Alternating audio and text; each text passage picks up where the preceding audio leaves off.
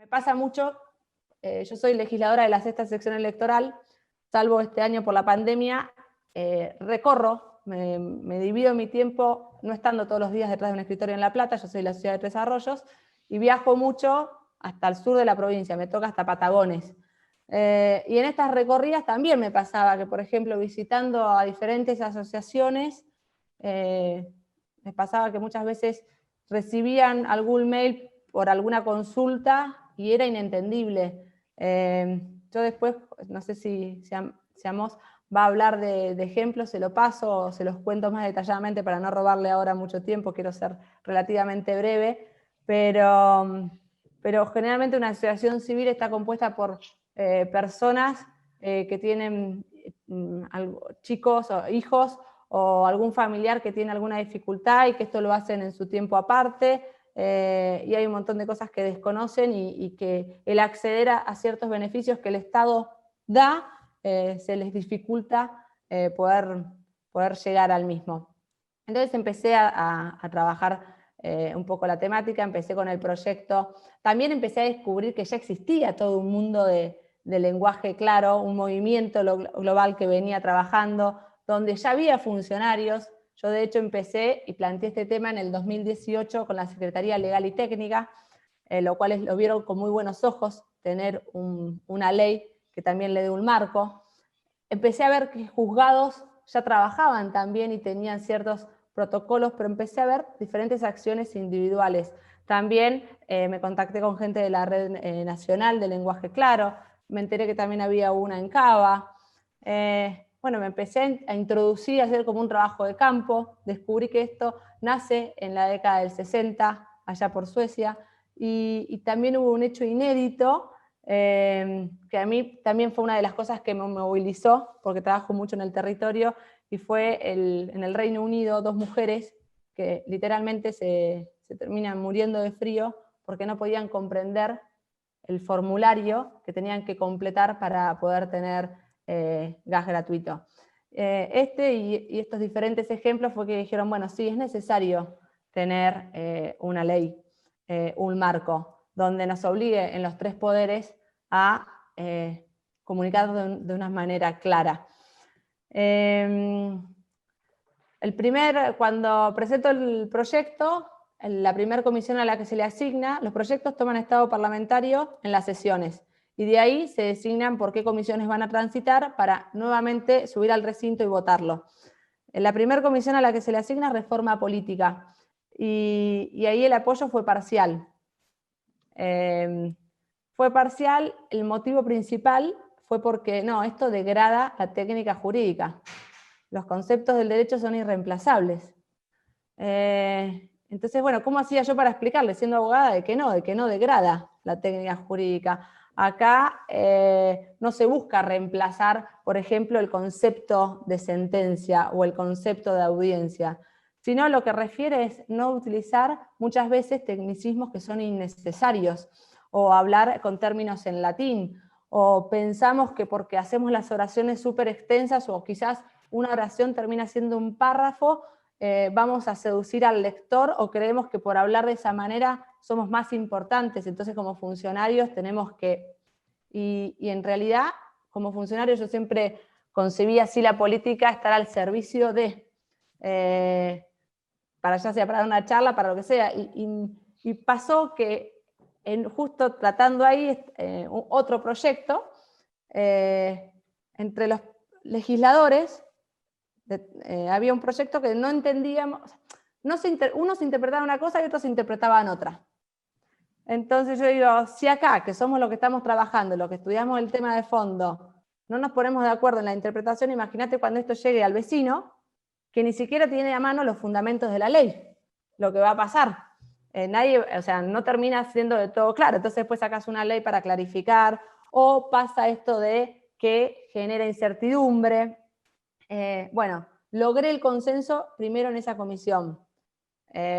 Después siguió a la Comisión de Legislación General, que también soy parte de la misma, y bueno, ahí ya venía ya un poquito más trabajado el tema.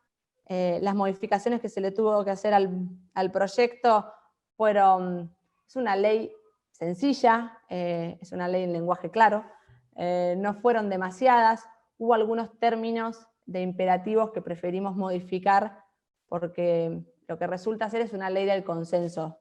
Estoy yendo medio rápido capaz o salteándome algunos puntos, pero quiero resaltar este punto y del consenso, y digo en forma unánime, tanto en diputados como en el Senado, y pese a en el medio haber un cambio de gobierno. Yo creo que hay temas en donde las ideas políticas partidarias se tienen que dejar de lado, no importa. Hay que pensar en lo que le va a hacer bien al ciudadano y en que, pese a que, como vos hoy al inicio hablabas, algo oscuro, la política, no, en la política muchas veces no, es necesario el diálogo, es fundamental el consenso, es enriquecedor tener diferentes puntos de vista, y es ahí donde los políticos se tienen que detener, en los puntos en común, cuáles son esos puntos de encuentro, porque nosotros estamos de turno legislando para el resto. Esto en definitiva va a terminar beneficiando a todos los bonaerenses. Y a todos, y de positivo también tiene que beneficiar al propio Estado. ¿Y por qué digo esto? El objetivo de la ley principalmente son tres. Son reducir el qué, costos, errores e intermediarios. Entonces beneficia al Estado porque lo hace más eficiente y beneficia a los vecinos, que son los que pagamos en los impuestos y los que dedicamos nuestro tiempo a realizar algún trámite. Entonces, si el trámite es más rápido y no tenemos que leer 3 o 4 veces algo o llamar a alguien para que nos lo explique, o un propio funcionario tiene que detenerse a explicar algo que, si está claro, se gana tiempo. Entonces, reducimos costos con esta ley. El otro objetivo es aumentar la eficiencia de las comunicaciones, de los trámites, las gestiones, y además promover a la transparencia, la rendición de cuentas, el control ciudadano, el acceso a la información pública. Y esto me estoy acordando de que hubo algo que no les estoy contando, de que cuando empecé a trabajar el tema, digo, bueno, ¿qué encuadre le damos? Porque para mí el lenguaje claro va 100% de la mano de lo que es la transparencia, el gobierno abierto, la participación activa, 100%. Entonces, en un momento fue, bueno, empecemos a trabajar este proyecto dentro de, y después dijimos, no, capaz que eso complica más, porque no es que hay en la provincia de Buenos Aires, en Nación está un poco más avanzado todo el tema de lo que es gobierno abierto. En la provincia se está avanzando, pero todavía falta un camino por recorrer. Entonces, digo, si lo trato en conjunto con todo lo que es apertura, gobierno abierto, además, capaz que se dificulta el tratamiento legislativo, la búsqueda de consensos. Entonces dijimos, no, vayamos por un proyecto de ley que sea solo sobre lenguaje claro. Después, otro de los temas fue, bueno, ¿qué hacemos? ¿Lenguaje claro solo en el Poder Legislativo?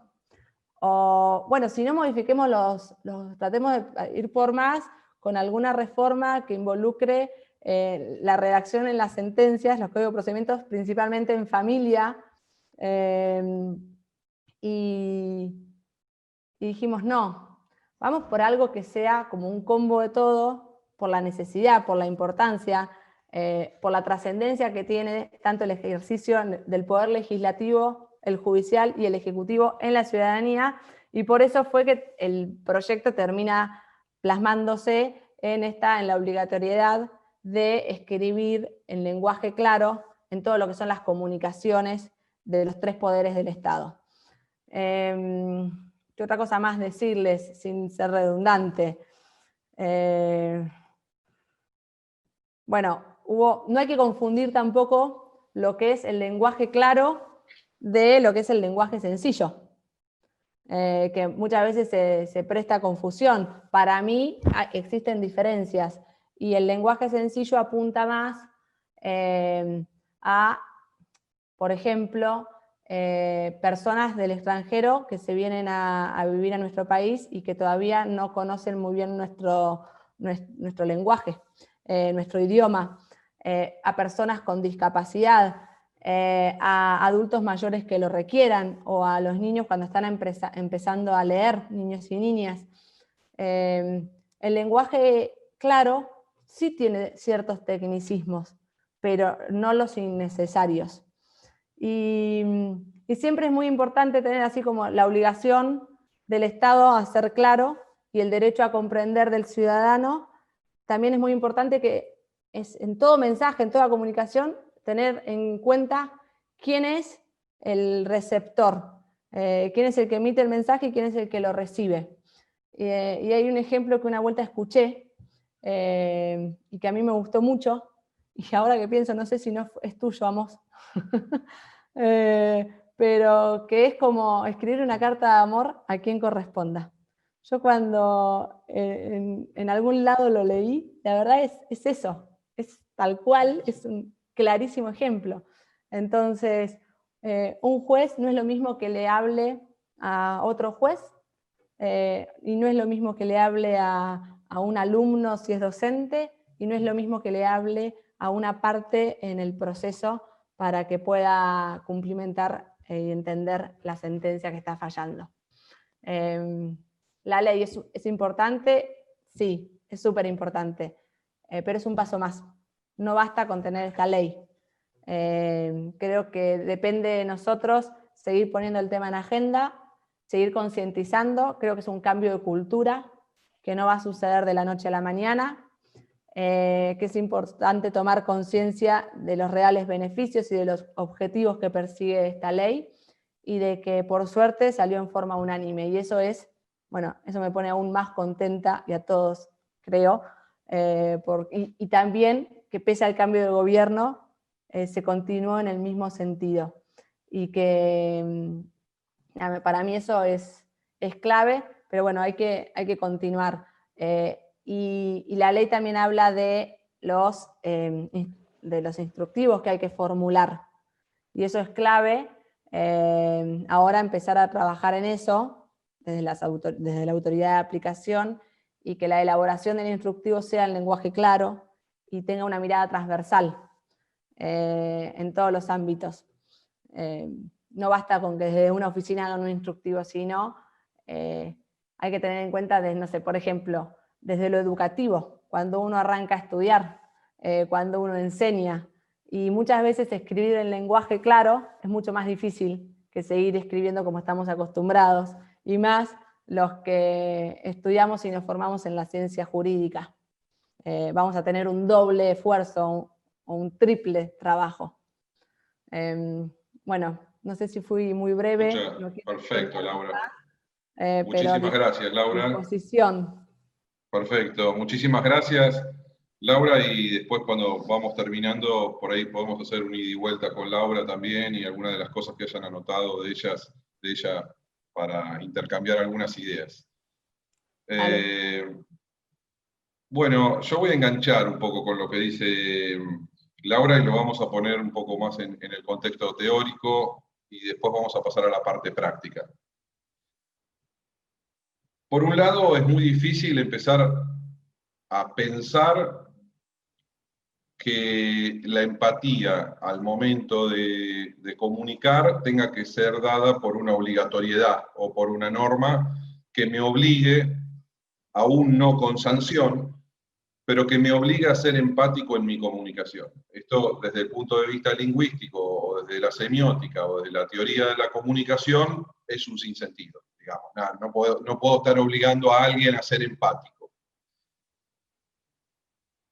Muchas veces cuando uno habla de la empatía en el ámbito jurídico, que es un ámbito de pocas sonrisas, creen que la empatía tiene que ver con la simpatía, digamos, ¿no? O ser gracioso, o ser risueño. Bueno, nada de esto. Es decir, la empatía tiene que ver con la actitud que tiene el emisor de los mensajes de intentar captar lo que recibe el otro, intentar captar de alguna manera y tener una actitud proactiva en la percepción del otro sobre mi mensaje. Esto está desarrollado muy bien por dos autores del derecho y de la argumentación jurídica, que son Chaim Perelman y otro autor que se llama Aulis Arnio, dos autores que se dedican a desarrollar la idea del auditorio. Y en esa idea del auditorio dice que cuando uno emite un discurso argumentativo, y ese discurso argumentativo va montado sobre un texto lingüístico o un desarrollo lingüístico que puede ser oral o escrito, ese auditorio tiene que percibir el mensaje que yo he querido darle, digamos, el sentido a lo que yo le he querido dar. Si le he querido dar buenas razones al auditorio, ese auditorio tiene que percibirlas como tales. Por lo tanto, cuando hablamos de auditorio, hablamos de adaptación por parte de quien emite el discurso y adhesión por parte del auditorio. ¿Qué procuro yo? Que el auditorio me adhiera libre e igualitariamente. Libre, igualitariamente, de un modo racional, que me adhiera a mis ideas, a lo que yo expreso. Pero para que el auditorio me adhiera, yo debo adaptarme al auditorio. Bueno, entonces, auditorio, adaptación y adhesión son tres elementos fundamentales que tengo que tener en cuenta al momento de desarrollar mis discursos. Ahora bien, para eso, nuevamente Carolina me mira con los ojos, para eso, para considerar el auditorio, tengo que considerar al otro. Todo me ha costado dinerales, etc.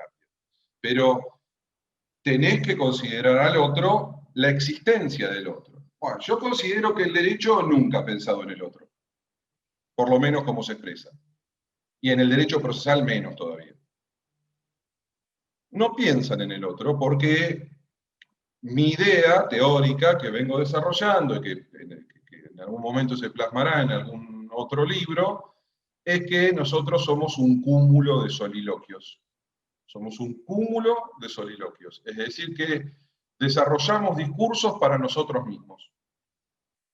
Las partes en un proceso desarrollan discursos para uno mismo. Ni siquiera es un monólogo.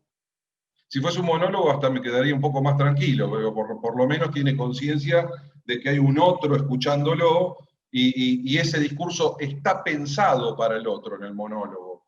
Está bien, el monologuista no quiere escuchar nada de aquel que recibe su discurso, porque no es su función, ¿no? La función es un discurso unidireccional.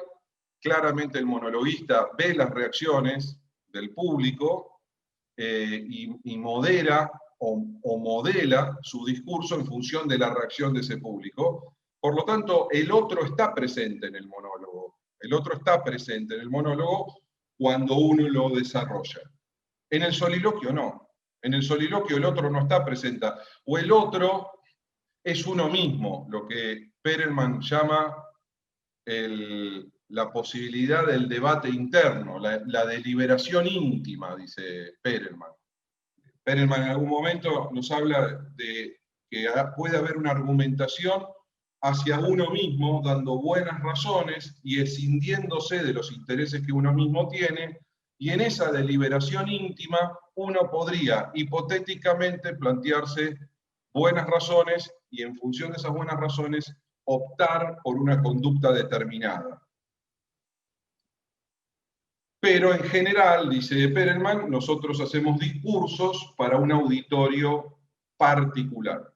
Un auditorio particular. ¿Qué quiere decir? ¿Que sea de uno, de dos, de tres? No. El auditorio particular es el auditorio que me propongo yo para mi discurso.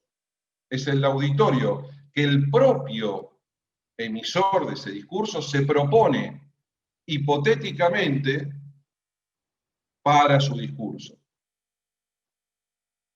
Por lo tanto, la idea de Perelman es que el auditorio en sí mismo no son personas de carne y hueso, efectivamente, porque el juez no es adivino, el abogado no es adivino, no sabe, puede tener una percepción aproximada de cómo son, pero no sabe efectivamente qué es lo que piensa el otro en el momento exacto donde él le ofrece su discurso al otro. Pero sí puede proponerse un auditorio en su propia mente, un auditorio hipotético, provisorio, provisional, respecto a ¿qué podría ser que piense ese que va a recibir mi discurso?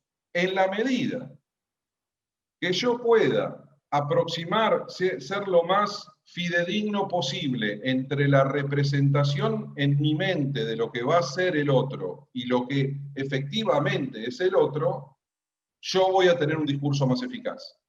Es decir, en la medida que yo pueda aproximar la persona efectivamente de carne y hueso, pensante, que va a recibir mi discurso, con lo que yo pienso que es él, va a ser más eficaz mi discurso. A la medida que yo, mi percepción de lo que son los otros, se distancie por completo de lo que efectivamente son, mi discurso no va a tener eficacia. Y si no tiene eficacia, en el ámbito de lo argumentativo, no tiene sentido, fracasamos en el derecho. Porque en el derecho no solamente tenemos que razonar correctamente, sino convencer.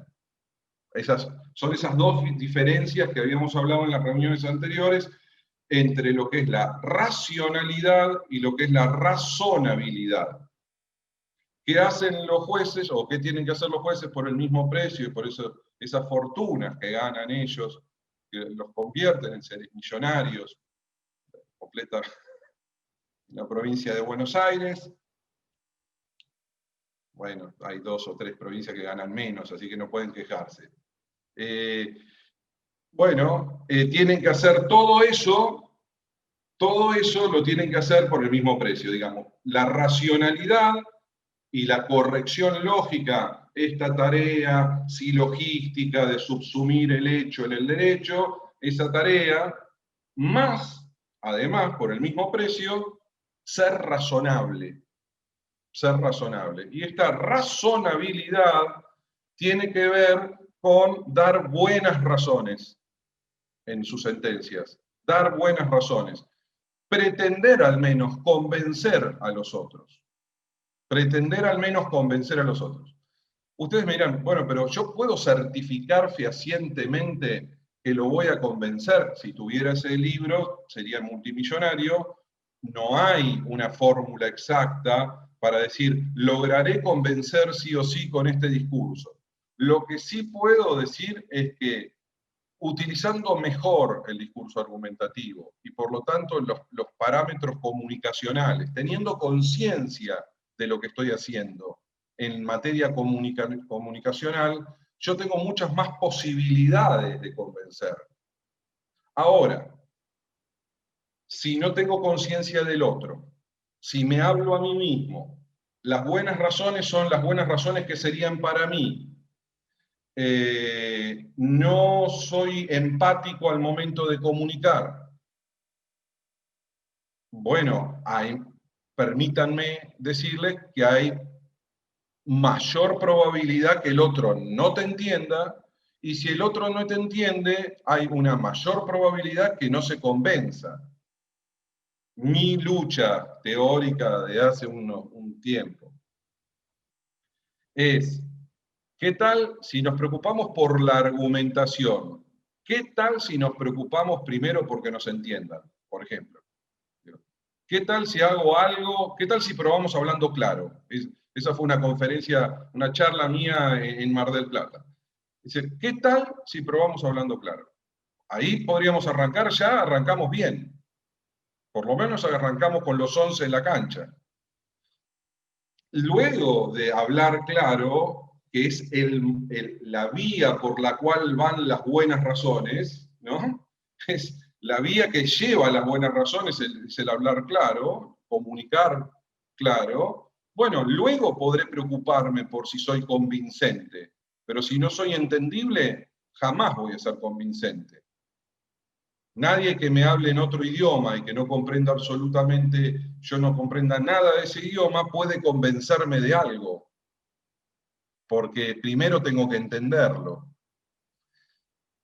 Esto tiene que tomar carnadura en la práctica del derecho.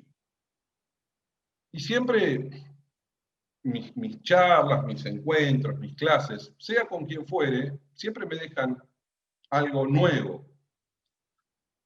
Y una de las cosas que hace poco me tomé conciencia es que este es un debate que si no tiene, si no tiene el necesario auditorio mixto de abogados, operadores del derecho, abogados y jueces, esta idea de compartimentos estanco entre la magistratura y la abogacía, que puede ser muy productiva desde el punto de vista corporativo, pero desde el punto de vista de la sociedad, la democracia, un derecho de cara a la sociedad, no sirve para nada. Si no están todos los jugadores en este mismo juego, no tiene sentido jugarlo. No tiene sentido hacer sentencias claras si el abogado del otro lado sigue siendo tan pseudo erudito como antes y tan críptico como yo era antes de hacer mis sentencias claras. Y al revés, si hay abogados que intentan hacer un trabajo claro, mientras tengamos jueces que escriben oscuro, críptico, enrevesado, es muy difícil trabajar esta idea en conjunto. Por lo tanto, el primer pacto que nos propone Laura en su ley es, miren, este es un problema de todos, este es un tema que o lo tomamos entre todos, porque es el Estado, los tres poderes, y cuando estamos hablando de eso son también las organizaciones civiles en relación con ese Estado, y las responsabilidades que tienen las organizaciones civiles de representación en esa idea de la ley, y en esto el Colegio de Abogados tiene una profunda responsabilidad también, además del Colegio de Magistrados y la Suprema Corte y todos los operadores jurídicos que están en relación con esto, si no lo tomamos entre todos, esto no tiene mayor sentido. No tiene mayor sentido. Entonces, es un cambio conceptual, es un cambio de ideas. ¿Podrá venir mañana ese cambio de idea? Lo dudo. ¿Podrá venir a mediano plazo? También lo dudo, porque para dar ese cambio conceptual, Laura un poco nos llevaba a la escuela, de la mano a la escuela, y decir, miren, principalmente los que tienen que convencerse son los que nos enseñan derecho, porque uno aprende derecho en función a cómo se lo enseñan también. ¿Y cómo nos lo enseñan? Bueno, a partir de una currícula, un plan de estudios, una idea de cómo es el derecho, qué es el derecho. Y esto a mí me da mucho trabajo y me gusta mucho, porque genero muchos seminarios y cursos a posteriori, es que primero tenemos que pensar en una concepción del derecho. Hay una concepción del derecho que correlaciona, imbrica una serie de preguntas que nosotros nos hacemos respecto al derecho. ¿De qué está compuesto el derecho? ¿Qué es el derecho? Como pregunta esencialista, pero después, ¿cómo está compuesto? ¿En dónde está la validez del derecho? ¿Cuál es la función de los abogados? ¿Cuál es la función de los jueces? ¿Qué relación tiene el derecho con el poder? Una infinidad de preguntas que están relacionadas entre sí. Muchas de ellas te determinan la siguiente. Dependiendo, por ejemplo, lo que me diga respecto a qué cree usted que es el derecho, yo le voy a decir de nuevo qué respuesta me va a dar con respecto a qué función tiene un juez o qué función tiene un abogado. Si usted me dice que el derecho es un conjunto de normas jurídicas, su concepto de validez será diferente a si usted me dice que el derecho es un conjunto de normas, principios y valores.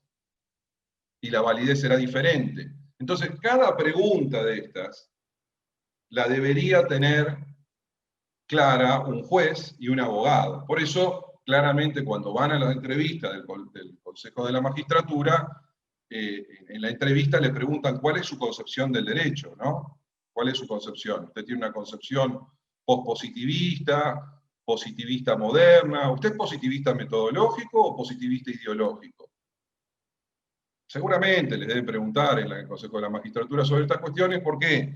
Porque la idea respecto a esto no es graciosa, es preguntarles a ustedes de un modo indirecto si un juez crea o aplica derecho, por ejemplo.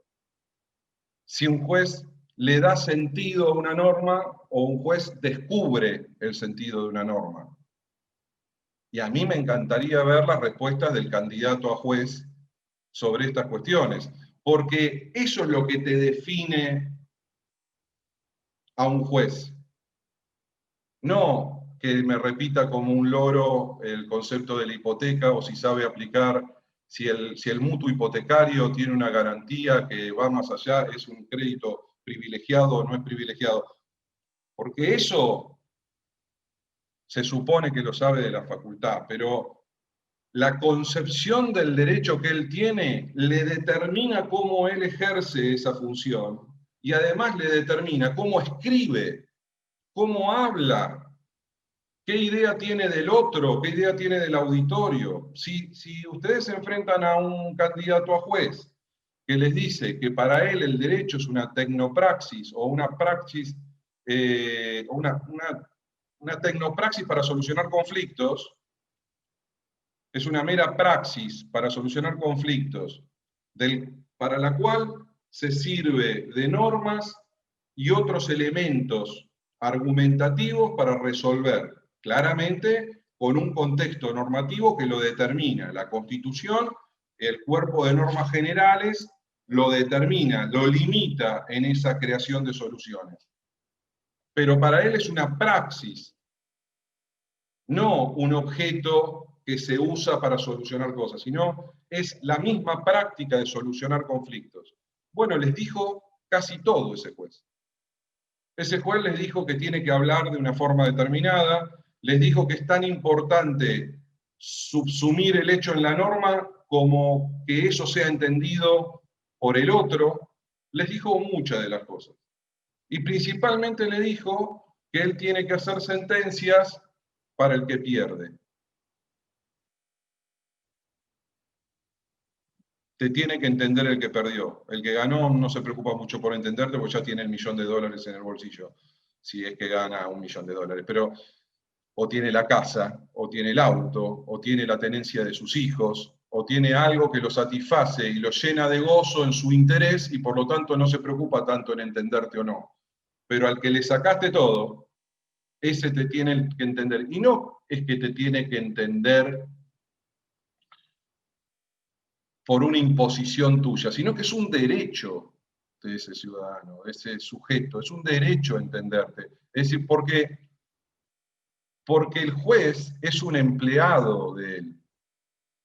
El juez es un empleado. Yo se lo explico esto, no sé si lo expliqué en las clases anteriores o en la reunión anterior, pero en Brasil se entiende muy bien y los jueces quedan muy atónitos cuando les digo que son como los barrenderos, porque en Brasil son un tanto más formalistas que acá.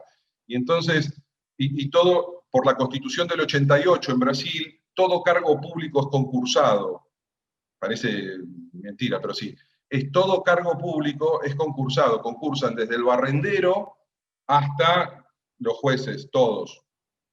Hasta que entran, porque después hay un sistema de que el propio Poder Judicial va a seleccionar. Pues otro día podemos hablar de eso. Pero todos concursan.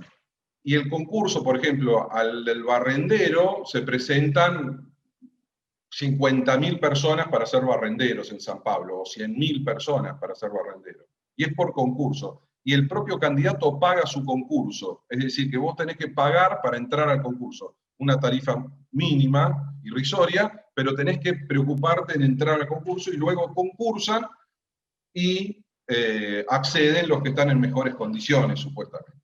Si el concurso es limpio. Bueno, yo he dado alguna charla allá en Brasil que entienden este concepto del concurso. Digo, bueno, el juez es como el garí, le dicen al barrendero. Un garí. Están vestidos de naranja, siempre. Entonces, miren, es como un garí. Un juez es lo mismo que un barrendero. Imagínense la cara de espanto. Total, yo me voy al día siguiente cuando doy estas charlas y me tomo el avión y no me pueden meter preso. Pero le digo, miren, es un barrendero, lo que pasa es que en vez de barrer basura en la calle, barre problemas, conflictos. y para barrer conflictos necesita otras cualidades y otras características. Por lo tanto, en el concurso, en la lista de características que tengo que cumplir en el concurso, son otras. Al barrendero no le pido un título de abogado, allá licenciado en bachiller o bachiller en Derecho, a este sí le pido un título. Le pido cierta experiencia en ese título y al otro no se lo pido. Y algunas diferencias. Ahora, salvo esas diferencias, es un barrendero. Por lo tanto, es un servidor de la gente. ¿A qué cabeza se le ocurre que un servidor que sirve a la gente tiene que escribirle para que esa gente no le entienda? ¿En qué cabeza entra? En ninguna seria, en ninguna seria entra. Ustedes me dirán, bueno, porque hay algunas cosas que esos pobres simples mortales no entienden. Como no entienden, yo tengo que escribirlo diferente, porque es una cosa tan compleja, es física cuántica aplicada, es matemática aplicada para poner un nombre en Marte. No, no es así. Es decir, la gran parte del tiempo no hacemos soluciones de conflictos de ese nivel o de esa complejidad. Sí, hay cuestiones complejas. Cómo se aplica la tasa de interés, y si es valor actual, no es valor actual, si es tasa VIP o no es tasa VIP, si es una... Bueno, todo perfecto.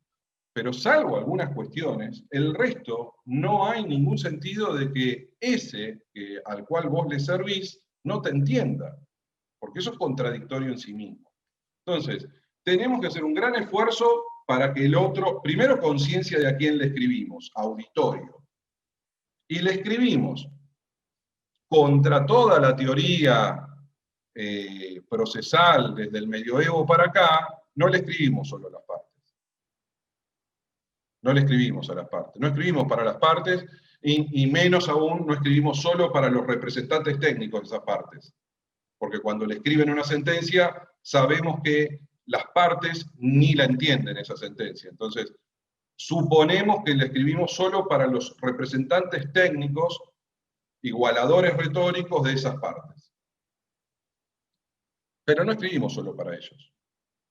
Hoy en día, ese mundo ha cambiado por completo. Eso puede haber sido en el modelo exegético, en el modelo francés post-revolución, pero hoy en día esas sentencias son inmediatamente impactadas en lo comunicacional. Y cuanta mayor trascendencia tengo en mi sentencia, mayor impacto comunicacional tienen. Por lo tanto, son transmitidas o en la página de la Suprema Corte de Justicia, o son tomadas por un periódico y son impactadas en el diario, no en la tirada del diario, como era cuando ustedes leían el diario y estaba en papel. Entonces venía y esperabas a la tirada del diario del día siguiente. Impactan en el diario 30 segundos después de que llegó al diario. Y entonces tu sentencia, la sentencia de Guernica, pasaron 36 segundos y la tenían 50 medios periodísticos y la habían replicado por todos lados. Entonces, el impacto comunicacional de la sentencia es un impacto fenomenal. Ni les digo si tocan temas álgidos. Es una sentencia que inmediatamente tiene un impacto en lo comunicacional en toda la comunidad. Entonces, si queremos seguir haciendo de cuenta que mi sentencia se la escribo a los dos abogados, a Alonso y Gutiérrez, que son los dos abogados de la partes, y pienso en ellos cuando la escribo, o en todo caso en la Cámara, si soy juez, o la Cámara piensa en la Suprema Corte y nadie más, pienso en Alonso y en Gutiérrez, y en los 7 que tengo arriba, o en Alonso y en Gutiérrez, y en los que tengo en la Cámara arriba, por lo menos en ese caso, porque ya intervinieron 38 veces al momento de dictar la sentencia. Porque después del primer despacho se la apelaron 13 veces el expediente. Así estamos, ¿no es cierto? Te apelo el primer despacho. Te apelo el primer despacho, imagínate si a la sentencia no llegó 12 veces el expediente. Bueno, si no son 12, son 3 o 4. Pero ese no es el mundo de lo comunicacional. Entonces, mi primer planteo desde el lenguaje claro es tener en cuenta a quién le hablo. Primer planteo para escribirme en un papel. ¿A quién le hablo con mi sentencia? ¿A quién le escribo? ¿Para quién hago mi sentencia? Y claramente hago mi sentencia para toda esa gente por detrás. Ahora, ¿qué implica eso? ¿Implica que yo vulgarice mi discurso? Para nada. Es decir, solamente implica que lo desarrolle en un lenguaje natural. Una gran discusión que ustedes la recuerdan de la facultad. Lenguaje, ¿se acuerdan? El lenguaje jurídico, si el lenguaje jurídico es un lenguaje natural, ¿sí? O es un lenguaje técnico, dentro del lenguaje artificial un lenguaje técnico. Esta discusión de Soler, Carrió y Soler. Soler escribe las palabras de la ley, y Carrió, que era un tanto díscolo, le escribe una obra que se llama Algunas palabras sobre las palabras de la ley, donde destruye algunas de las posturas de Soler, más allá de que sean quizás dos de las mentes más privilegiadas del derecho de la República Argentina de los últimos 200 años. Luego vendrá Brolewski, que es un autor polaco excelente en el tema de la discusión, pero volvemos a discutir lo mismo, debemos realizar nuestra sentencia en un lenguaje natural,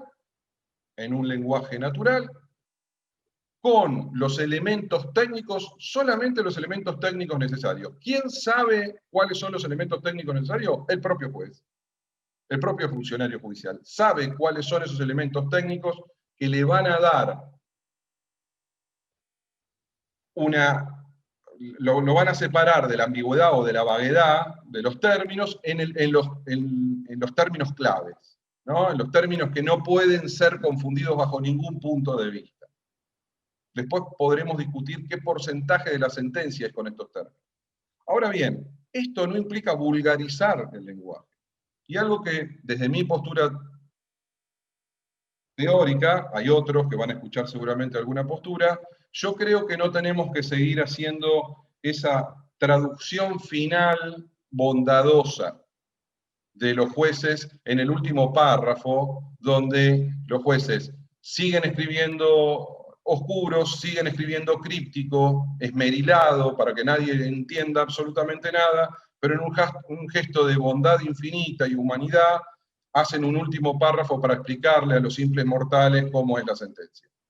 Y entonces dice, y nos pasamos los mails y los WhatsApp o algo, y dice, mirá qué genia la jueza de Córdoba, le habló a la gente, le habló a la nena. Bueno, miren, yo veo la sentencia, es un gran esfuerzo, me parece un gesto de buena voluntad, pero a mí me gustaría que se preocupe desde que pone la fecha en Córdoba, en hacer lenguaje claro. Ya tendría que haber sido clara desde Córdoba, no era de Córdoba la sentencia, pero era de otro lugar, pero Córdoba, y desde ahí para abajo hacer lenguaje claro.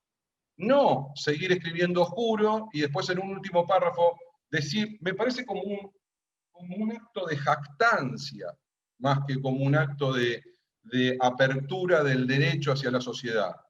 Es como un acto de, sigo escribiendo en jerga, soy críptico, pero ahora que me exigen esto de que vos entiendas, te voy a hacer un último párrafo para que vos entiendas. Mi criterio. Tendrán otros que podrán opinar diferente. Para mí es abuenar de alguna manera, si me permiten el neologismo, abuenar el discurso de la sentencia en la medida de lo posible, sin vulgarizarlo y utilizando específicamente los términos técnicos necesarios. Discuto con esto con amigos, con Juan Antonio García Amado, y lo discuto. Dice, vos te van a entender mal, van a terminar escribiendo cualquier cosa, van a escribir, hay que perfeccionarlo. Guillermo Peñalba lo mismo, ¿no? Porque vos te olvidás del lenguaje técnico. No es que me olvido del lenguaje técnico. Es que creo que el lenguaje técnico es una cuestión necesaria en algunos puntos, pero cada vez con el transcurso del tiempo pienso que es un porcentaje menor de la sentencia, y que muchas de las cuestiones que hoy día se obligan a decir con lenguaje técnico, es probable que se puedan decir de una manera afable, amable, amigable. Esto es una exigencia general. Yo les diría que ir de contramano a lo que actualmente la sociedad le exige de quienes la dirigen es altamente peligroso para el derecho. Porque hoy la sociedad exige esa amigabilidad de todos, inclusive de empresas, de portales de Internet. Cuando ustedes van a un técnico informático, les preguntan a un diseñador de portales, trabajan en lo amigable que es el portal. Y ustedes se creen que el gobierno abierto trabaja fundamentalmente en la idea de que los portales, las pantallas sean amigables con el que tiene que recibir la información, no saturar de información al que lo lee, tratar de guiarlo en lo que tienen que decir. Una sentencia es igual. Una sentencia tiene que contar una historia. Es una historia. Una historia con un final, y el final siempre es muy duro, porque si estás en lo civil y comercial, el final se come con el artículo 68. Y si estás en otros ámbitos, el final se come con 10 años de prisión, 15 años de prisión, 20 años de prisión accesoria legales y costas, etc. El 68 para los que no son de mi país o de mi provincia, costas al vencido. Entonces ese es el final de la historia, ¿no? No es una historia cualquiera, no es una mera historia descriptiva.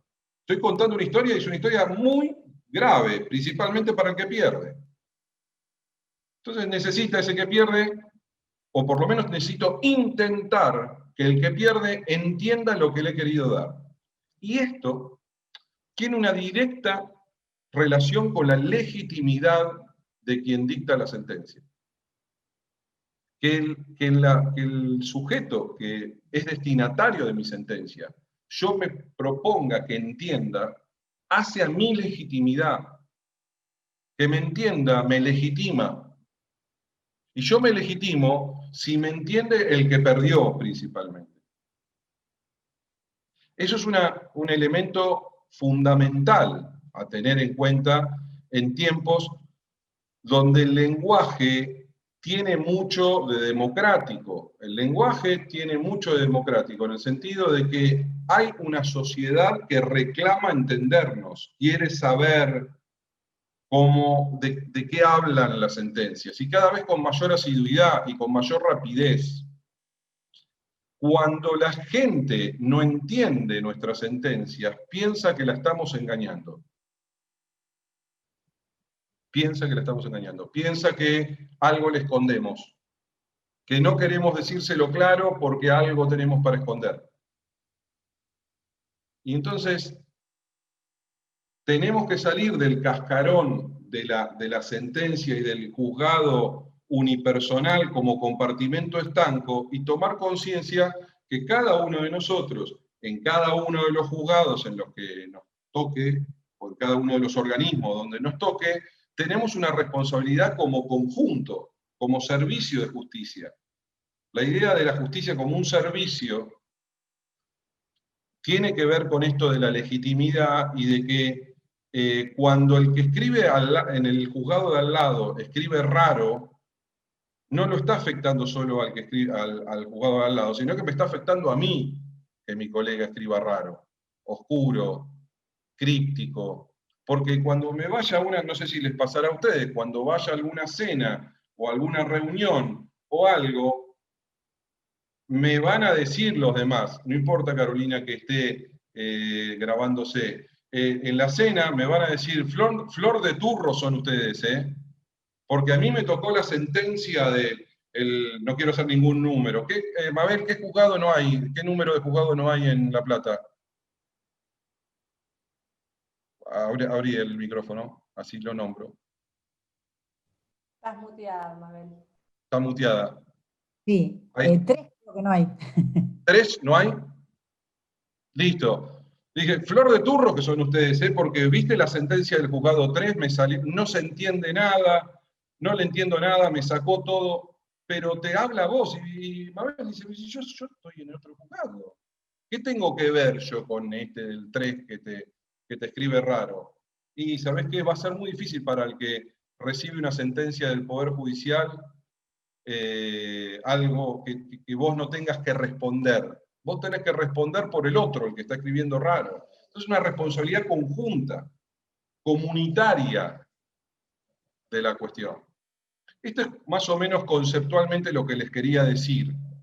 Y ahora ver puntualmente, con la ayuda de un PowerPoint, cómo escribimos, cómo desarrollamos discursos en lo oral y cómo los desarrollamos en lo escrito. ¿Cuán diferente es un discurso oral de un discurso escrito? ¿Y qué flexibilidad tiene uno y tiene otro? No para priorizar lo oral por sobre lo escrito ni nada por el estilo, sino para saber adaptarnos estratégicamente al desarrollo de discursos y cuáles son los problemas que tenemos que atravesar cuando mi discurso es un discurso escrito, que es a lo que nos enfrentamos cuando estamos en una sentencia. Es un discurso escrito. Primeros aportes. Instancias. Ustedes saben que tenemos 3 instancias por lo menos, o en realidad 2 instancias ordinarias y una instancia extraordinaria en la provincia de Buenos Aires. Luego tendremos una instancia federal, de control constitucional, etcétera, de caso federal, ¿no? Una instancia mayor. Lo cierto es que en cada una de esas 3 instancias se cuenta una historia. La sentencia es una historia. El vistos y considerando y resultas es una historia igual que, como siempre digo, que composición La Vaca o composición Mis Vacaciones. Introducción, nudo y desenlace. No es diferente. Una sentencia no es diferente, lo que pasa es que le ponemos nombres raros para que la gente no entienda, vistos, considerandos y resultas. ¿No? No se puede poner una cosa más sencilla. No sé por qué no se puede, digamos. Bueno, pero no importa. Vistas, resultas y considerando sí, el resultado. En la Cámara también tenemos una historia que contar. En general, el concepto tradicional del proceso, lo procesal, indicaba que en esa sentencia de la Cámara, solo el mundo o el universo sobre el que se tiene que contar, o la historia que se tiene que contar, es la historia relativa al recurso. Craso error. Pero esa es la idea, el modelo. Yo tengo que hablar sobre el recurso. Entonces, mi historia se cuenta así. Vino un recurso, en el recurso dijo esto, contestó Agravios la otra parte, y en su contestación de Agravios dijo esto, yo me pongo a resolver, pautamos cierta pregunta que tiene que ver necesariamente sobre el contenido de ese recurso, y voy a resolver esa pregunta. Bueno. Ahora empiecen a pensar lo que yo les dije al comienzo, es en cuánto pensamos en los otros, ¿no? Porque alguien va a recibir esa sentencia y va a tener que leer esa sentencia. Cuando llega a la instancia extraordinaria, nuevamente otra historia. Se cuenta la historia. ¿Sobre qué? Sobre el recurso extraordinario, en el caso de la provincia de Buenos Aires, sobre el recurso extraordinario de inaplicabilidad de ley, el de nulidad o el recurso extraordinario de inconstitucionalidad, que aunque les parezca mentira existe. Entonces, contamos de nuevo esa historia. Ahora, ¿qué contamos o qué se cuenta? Se cuenta la historia del recurso extraordinario. Los antecedentes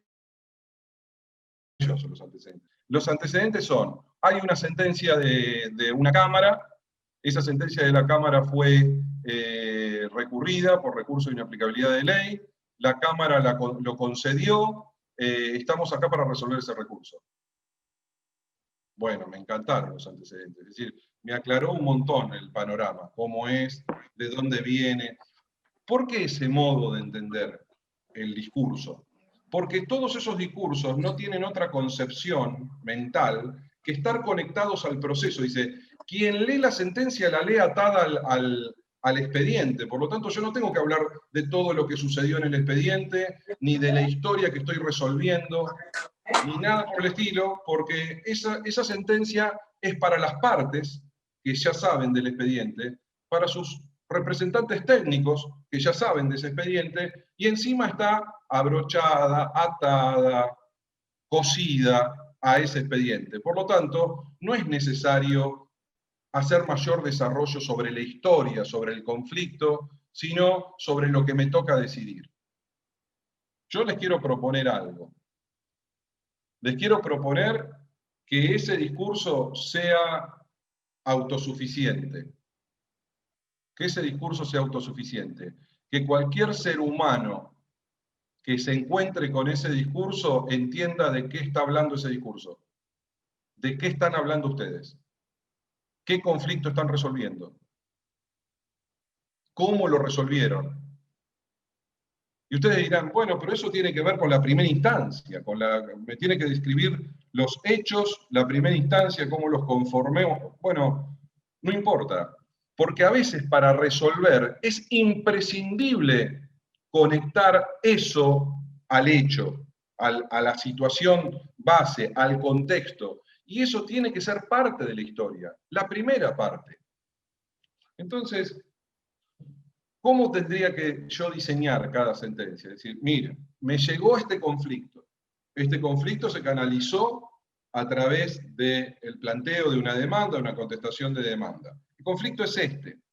Tuvo su primera resolución, estoy hablando de las instancias superiores, ¿no? Tuvo su primera resolución, el conflicto o intento de solución en la primera instancia. Cuento eso. Luego pasó por la Cámara. Su intento de solución, lo cuento, y luego vamos a resolverlo esto en instancia extraordinaria. Pero la historia tiene que estar. Porque si yo les doy a leer, no sé, ustedes lo leerán permanentemente, Andrés, Mabel, está Laura, y por ahí está Dani Feren. Lo leen y dicen, ¿de qué esa sentencia? ¿De qué está hablando? ¿De qué es lo que está resolviendo? No se entiende de dónde es la sentencia. La acción revocatoria de no sé qué es una cosa inentendible. Inentendible. Y cuando yo me aíslo de la realidad y del conflicto que efectivamente estoy solucionando, pierdo el horizonte en el discurso lingüístico y muchas veces en la solución que se propone. Entonces, muchas veces el discurso es el anclaje necesario para que tu decisión no termine en la estratosfera, termine como hecha por un extraterrestre. El discurso te permite anclar a la realidad. Es fundamental. Ese discurso es el que te trae el tramo de la realidad a tu sentencia. Dice, pero esto ya lo dijo la primera instancia. No importa en ese sentido. Me tiene que decir que Juan y que María se están peleando, por qué se están peleando, sobre qué cuestiones, sobre qué bienes, en qué contexto, etcétera, etcétera. Y eso me va a decir mucho de la sentencia. Otra de las cuestiones, en el discurso argumentativo de la sentencia, tenemos que descubrir a los seres humanos que están en el conflicto.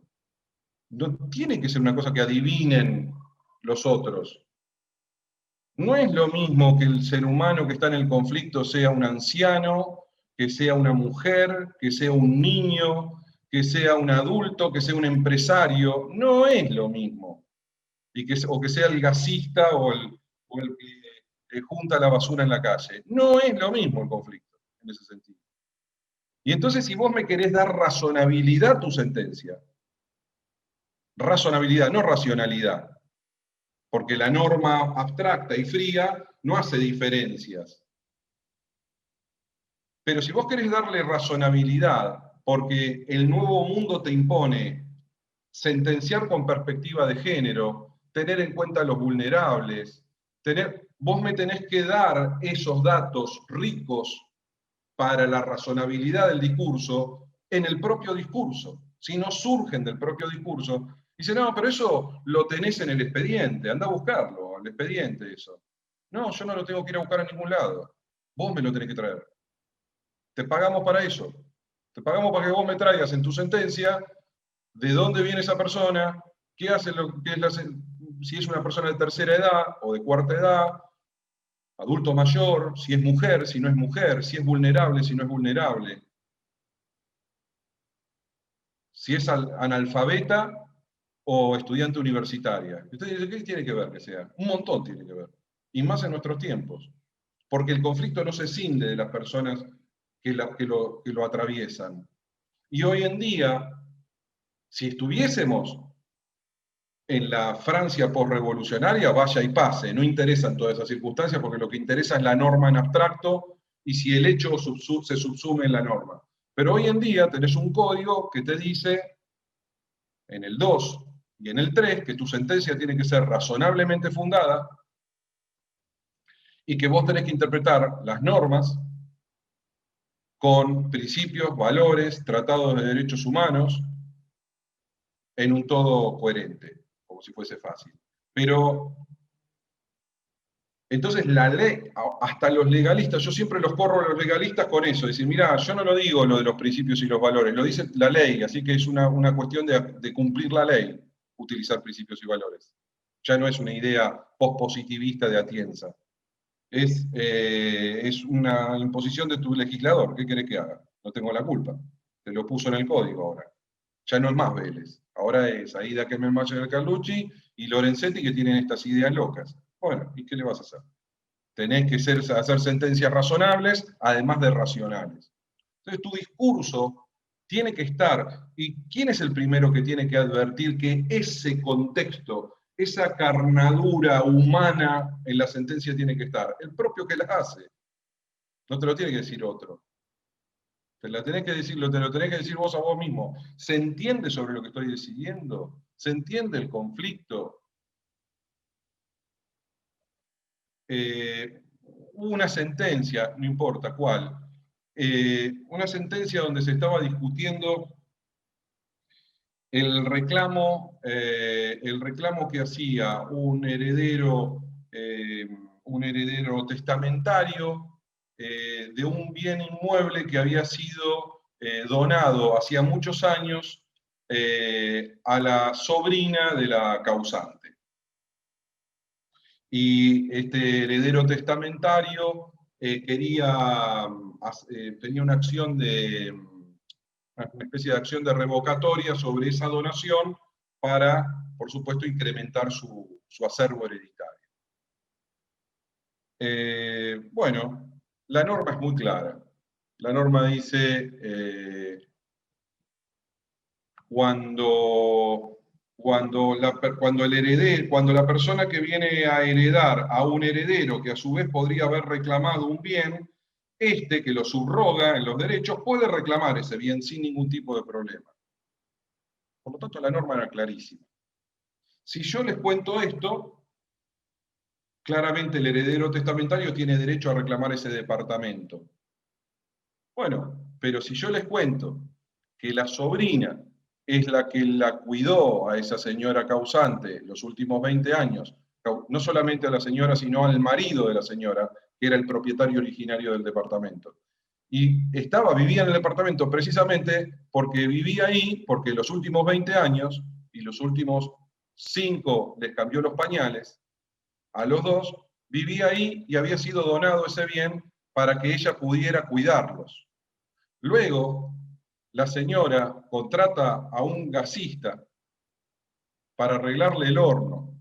Y como era bastante macanudo el gasista, le arregla también la heladera en los últimos 2 meses de vida. Y en el medio, la señora le dice, realmente ha sido tan bueno conmigo, que le voy a dar lo que tengo. Así que lo instituyó heredero testamentario al señor. Y por lo tanto, esa persona, con la idea de que, claramente, por lo que decían las amigas de la señora, claramente de darle los enseres domésticos, las cosas, la alfombra que había quedado en el departamento, algún gesto hacia ese señor. No, directamente le quería el señor, usando ese testamento claramente, quiso sacarle el departamento a la sobrina que había vivido con estas personas. Si yo no cuento nada de que quién había vivido con la señora, quién la había cuidado, que el señor estuvo 15 minutos en contacto con la señora y terminó siendo heredero testamentario de la mano de un bondadoso escribano.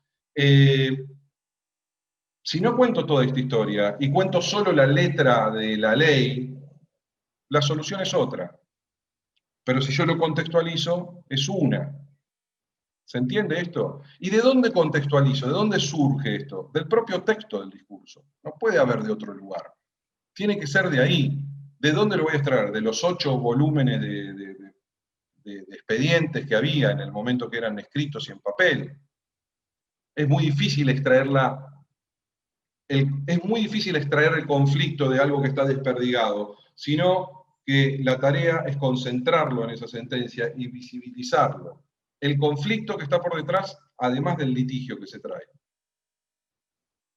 Voy a compartir, si a ustedes les parece, pantalla, para ir un poco adelante en esto que les planteo. Un poco todo lo que hablamos ya pasó, después se los voy a dejar esto si quieren, pero vayamos a los tipos de comunicación. Hay una diferencia fundamental. Nosotros estamos basados sobre comunicación escrita. La comunicación escrita es una comunicación formal, eminentemente formal. No tiene la ductilidad que tiene la comunicación oral. No se puede ir y volver, no admite repeticiones o generan ruido las repeticiones. Pero lo cierto es que hay que respetar una cantidad de reglas en lo escrito que no en lo oral. Por ejemplo, reglas sintácticas y semánticas. Hay que ser muy estricto con el uso de conectores. Los conectores tienen una función y son terribles los conectores. Veía la clase o la reunión, el encuentro con Celeste, que mostró un videíto con alguien que hablaba maravillosamente de esto. La idea es que nosotros debemos, en la comunicación escrita, hay que imbricar todo lo que es el texto, lo que se llama la macroestructura, la superestructura textual y la formulación de enunciados lingüísticos. Es decir, que los enunciados lingüísticos tienen que ser lo suficientemente relacionados con los otros para que tengan un sentido. En lo oral, vos podés lanzar ideas aisladas, inclusive descontextualizadas, que luego en la lógica o en la dinámica de la conversación se van conectando. En lo escrito es imposible. Queda necesariamente relacionado al contexto lingüístico en el que se encuentra. Es mucho más conservadora la comunicación escrita que la oral. Por lo tanto, la oralidad asume cambios que en lo escriturario demoran en implementarse o en impactar. Es decir, que nosotros empezamos a hablar diferente en lo oral y asumimos y lo aceptamos, y en lo escriturario todavía nos resistimos a esos cambios.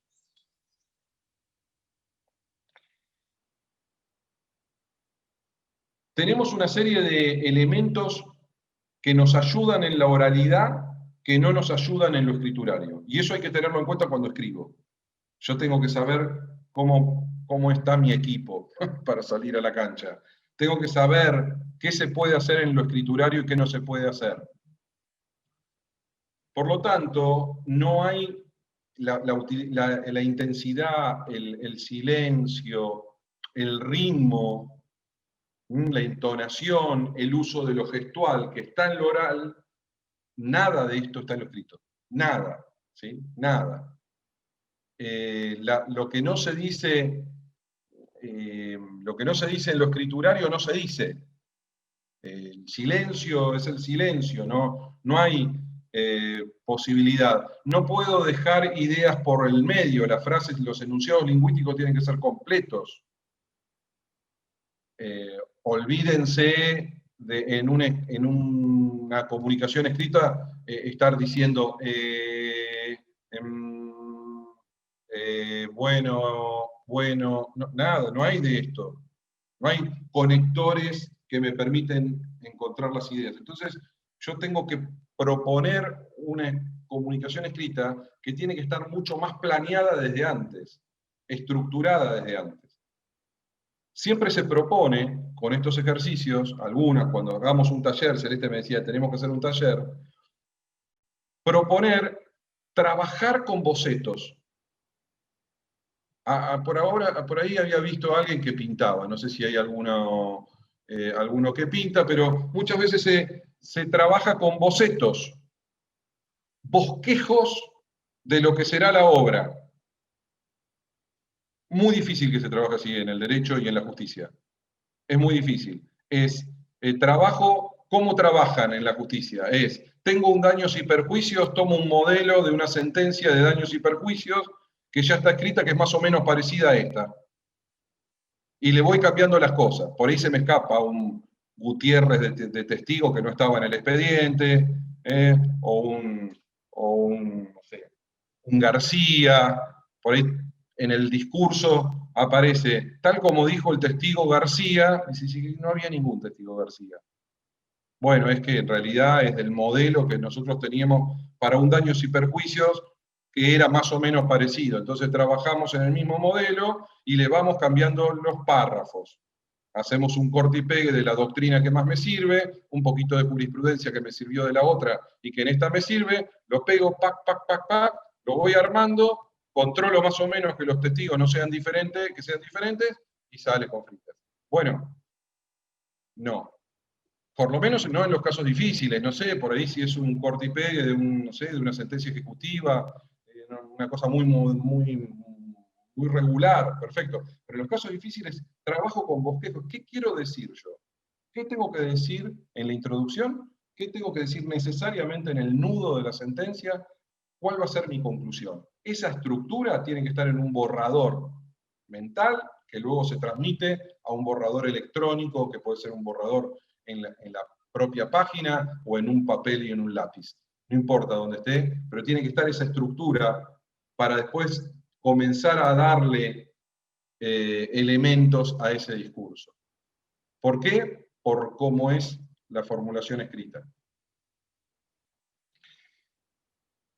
Es necesario utilizar, ustedes me dirán, todo esto ya lo sabemos, bueno, perdón, todos lo sabemos, ya lo hacemos, nunca es malo recordarlo, nunca es malo recordarlo, pero tenemos que tener mucha conciencia de la estructuración del discurso en cuanto a puntos y apartes, comas, no hacer textos farragosos en cuanto a la transcripción de antecedentes, por ejemplo, porque eso genera ruido, distrae del objetivo que tiene la sentencia y genera ruido.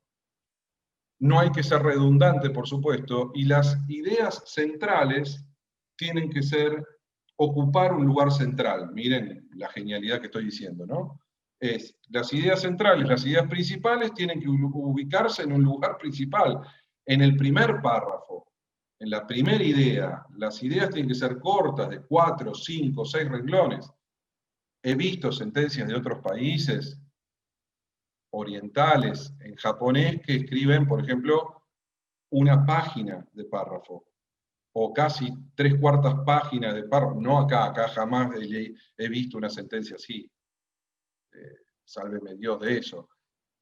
Sentencias que no respetan el más mínimo esquema de lo discursivo en cuanto a la puntuación, a la sintaxis. Y eso es fundamental. Luego, de esas ideas principales, luego puedo reforzar esa idea principal con una o con dos. No se pueden hacer ideas principales y reforzar con razones 17 veces lo que se dijo. Se puede. Porque cuando hiciste el refuerzo número 17, se te perdió la idea principal. Ya no se sabe de qué está hablando. Tiene que tener un hilo conductor ese discurso que no me permita perderlo. Hay que estructurar la sentencia para que no se pierda lo principal que quiero decir. Luego, tratar de evitar las oraciones largas y complejas. Hay que tratar de evitarlas. Si uno, y eso puede ser un ejercicio interesante, si uno en la lectura del párrafo, en la mitad ya se perdió, es que está mal el párrafo. Porque imagínense que si se perdió el que lo escribió, imagínense que no está en la cabeza del que lo escribió. Imagínense si no se pierde. Digo, se pierde el que lo escribió, que ya viene con un hilo. Luego es no presumir que el que lo va a leer está en mi cabeza.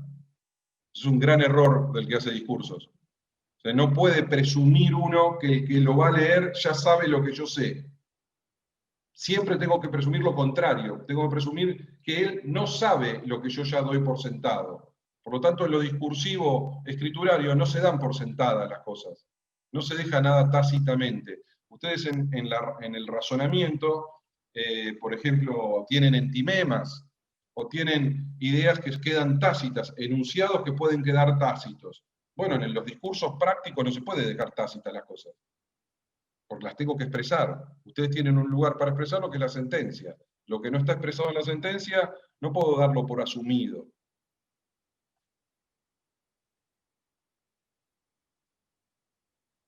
La estructura procesal nos propone ciertos silencios cuando nosotros mensuramos prueba.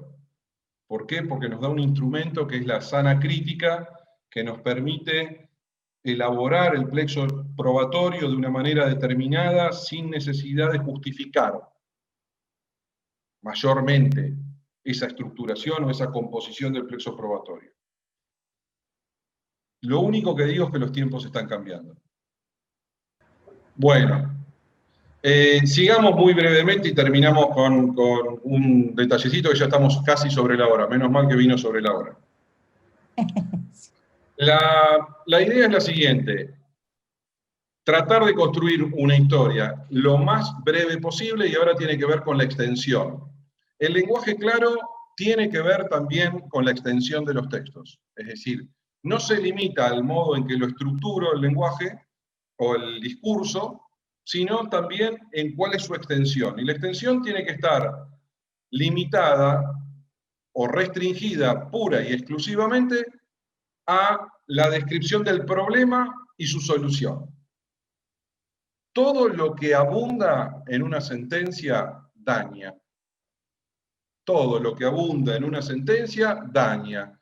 Lo único que no daña en abundar es aclarar algunos términos que tienen que ver con el código común. Recuerden ustedes que tenemos en los elementos de la comunicación un emisor, un receptor, un mensaje, un canal, un código y evitar los ruidos, ¿no? Canal, código, emisor, mensaje y receptor. ¿Qué hace el emisor? Envía un mensaje que en realidad va a terminar de ser decodificado y construido su significado por el receptor, en las concepciones más modernas de la comunicación, y esto se hace sobre un canal, en este caso escriturario, la pantalla, el éter o lo que sea, y tenemos que tener un código común. Hay que cuidar muy bien esa idea de código común en una sentencia o en un discurso argumentativo cualquiera. Y clarificar el código común. En las palabras que no necesitan mayor claridad o no necesitan desarrollo, no hay ningún tipo de problema. Pero en los conceptos más difíciles, en conceptos que son modernos, nuevos, les traía el tema de la vulnerabilidad, por ejemplo. Un vulnerable, ¿qué significa un vulnerable? ¿O qué significa la perspectiva de género? ¿O qué significa alguna cuestión que tiene que ver con determinados derechos abiertos? Por ejemplo, la escucha del niño como una pauta de la Convención Internacional de los Derechos del Niño. ¿Qué significa esto? Esa idea tiene que ser desarrollada en el discurso como si el otro no entendiera de lo que hablo. Es decir, no debo asumir un código común cuando el concepto que estoy dando sé que puede ser complejo o interpretado de diversas formas, y principalmente cuando esa significación del otro puede estar influenciada por algún aspecto ideológico que hace que el otro entienda el concepto de modo diferente. No puedo dejárselo librado al otro ese concepto que es trascendente en mi decisión. Y por lo menos tengo que aclararlo. Digo, mire, señor, cuando yo hablo de vulnerable en el sentido tal. Cuando hablo de escuchar, ¿qué significa escuchar al niño? Tengo que decirlo. No se dan una idea de las diferentes versiones de lo que significa escuchar al niño en la provincia de Buenos Aires. No saben lo que es eso. Entonces, o sí saben y por eso me acompañan. Entonces, y digo, bueno, tendré que aclarar qué es, porque la idea de los campos referenciales abiertos hace que el otro interprete cosas que yo no quise decir. Yo coloqué una palabra y el otro entendió esa palabra de una forma completamente diferente. Y muchos de los conflictos se generan, y de las críticas a las sentencias, y de los cuestionamientos se generan por no haber aclarado en el momento oportuno ese código común que debería estar presente. Entonces, es lo único que no daña cuando abundan. El resto daña todo.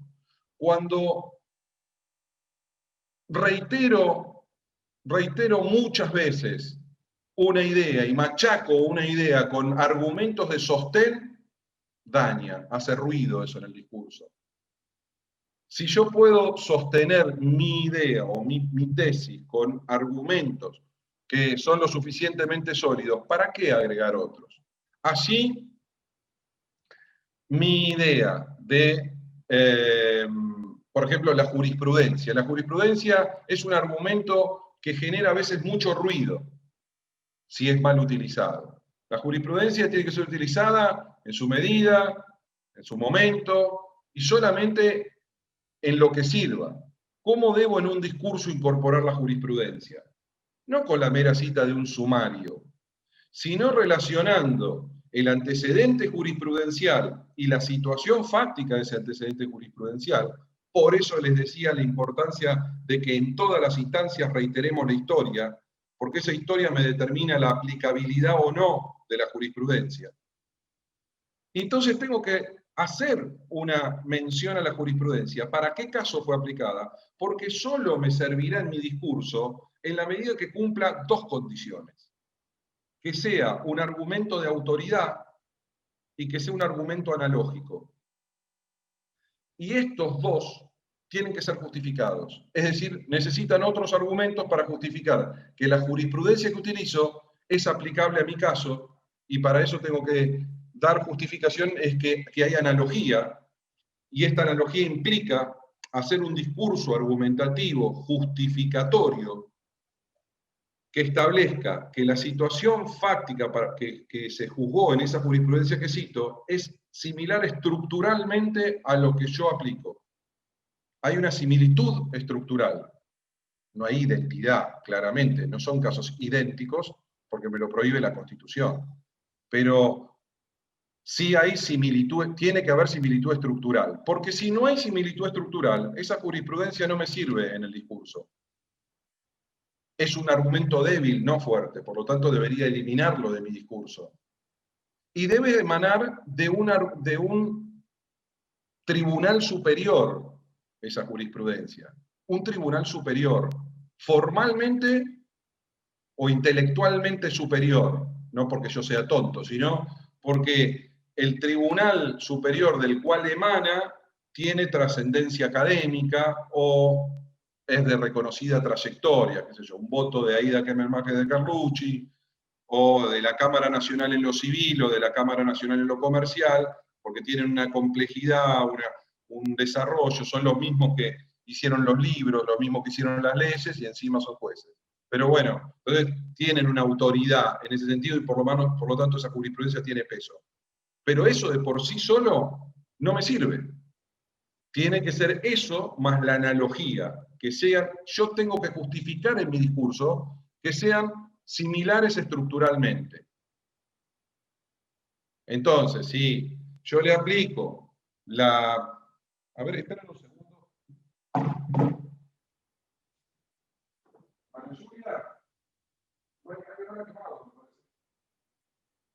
Hay un olor a quemado en mi casa terrible, pero espero que no sea mi casa. Bueno.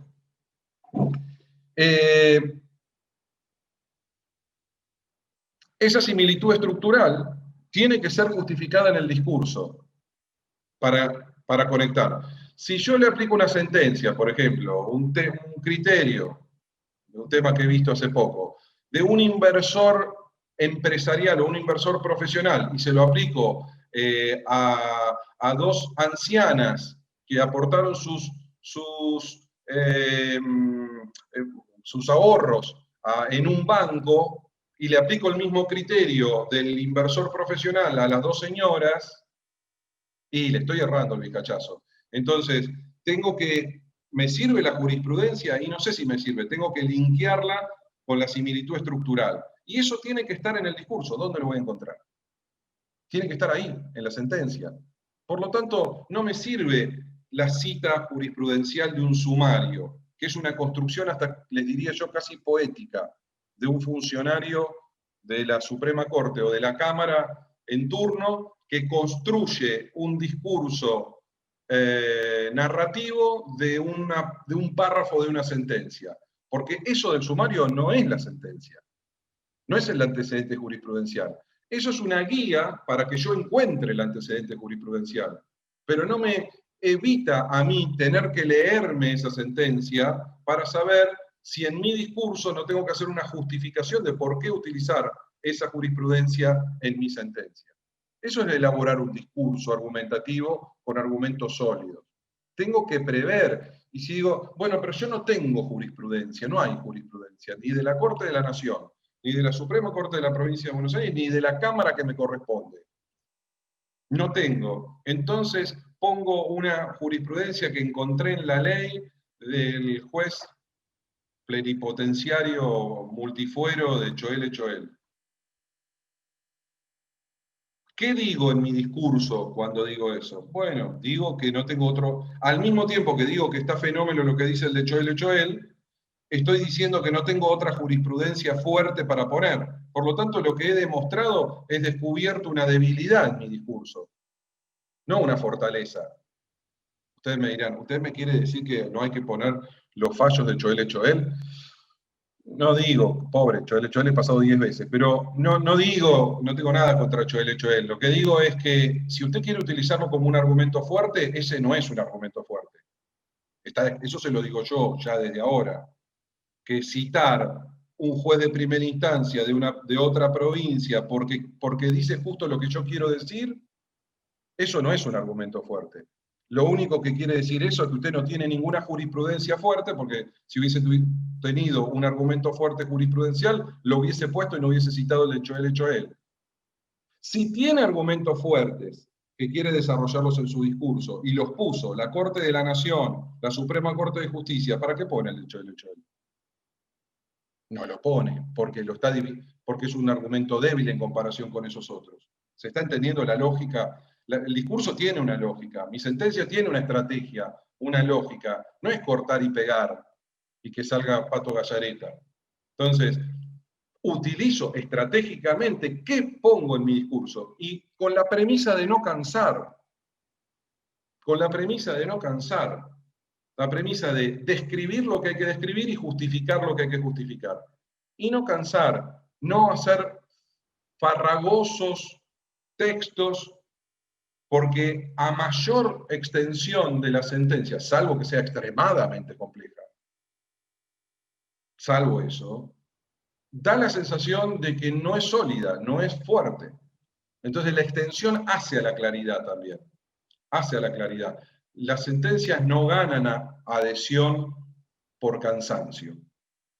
No ganan adhesión por cansancio. Luego, las sentencias, por último, no deben llevar a rincones, es decir, no deben arrinconar al otro. Los discursos que intentan generar empatía y adhesión no acorralan, invitan a acompañar las ideas, no acorralar. Es, si usted no piensa como yo, entonces usted es un necio, no entiende el derecho, no hay otra razón, no hay otra conclusión, no hay otro modo de interpretar que no sea el mío. Eso no es una invitación al otro a que me acompañe. Siempre en los discursos tiene que haber una sensación de empatía que tiene que ver con la humildad del que hace el discurso. De la humildad que es la aceptación de la probabilidad de la falibilidad humana, digamos. El que lo dicta es un tercero imparcial, claramente, falible. Es un tercero imparcial, falible, por eso tenemos distintas. Si no tuviésemos falibilidad humana, no tendríamos 3 instancias, o 2, o 1, o 5. No tendríamos tantas instancias porque con que falle uno sería suficiente. Pero como asumimos esa falibilidad, también asumimos la posibilidad de que haya otras alternativas para juzgar. Reconocerlas en el discurso, creerán que estoy loco o que he tomado algo, reconocerlas en el discurso fortalece la sentencia, no la debilita. Reconocer la posibilidad de que haya otras alternativas fortalece mi decisión. ¿Por qué? Porque las asume, las expone, y como las expone, puedo hacer la comparación discursiva que mi tesis es mejor que la de las otras propuestas. Y así se fortalece mi tesis. Es decir, que con lo tácito o restringiendo la posibilidad de que haya otras tesis, no hay otra forma de juzgar que esta, lo único que estoy haciendo es debilitando mi posición. Porque todos estamos en el juego y sabemos que siempre hay más de una posición. Y cuando las estoy negando las otras, es porque tengo miedo de que la mía no sea la mejor.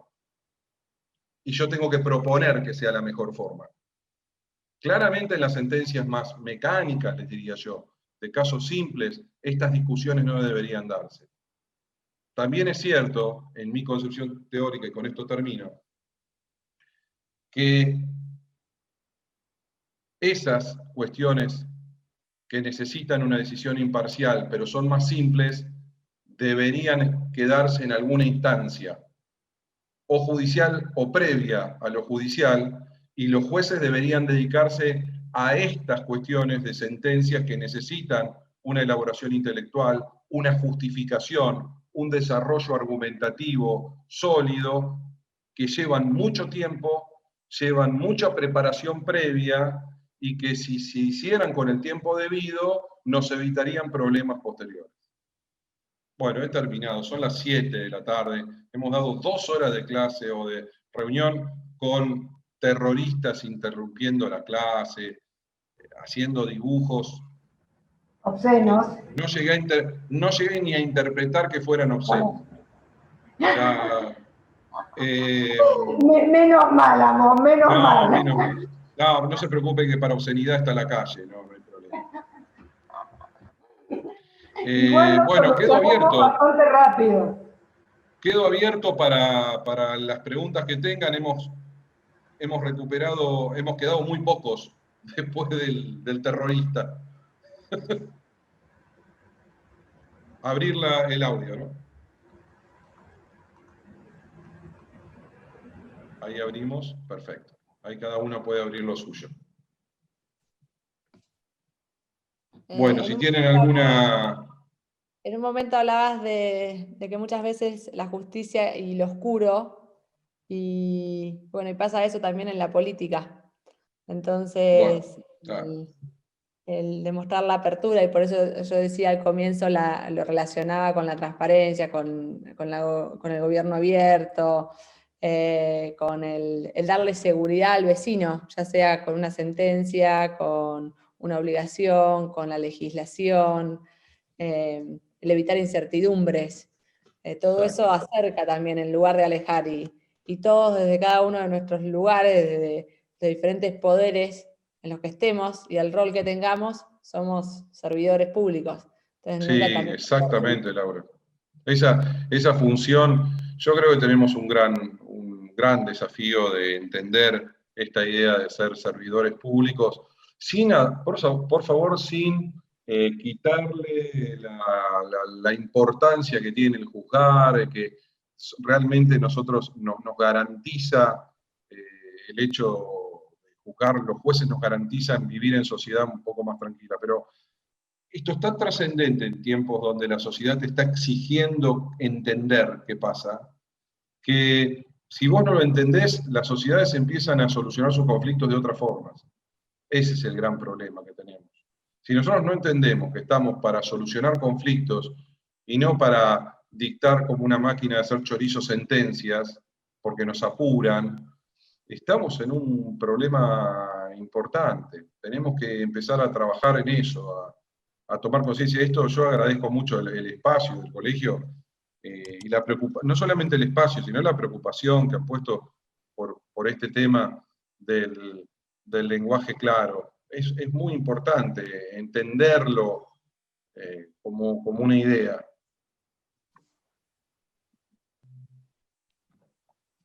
Bueno, Mabel, Carolina.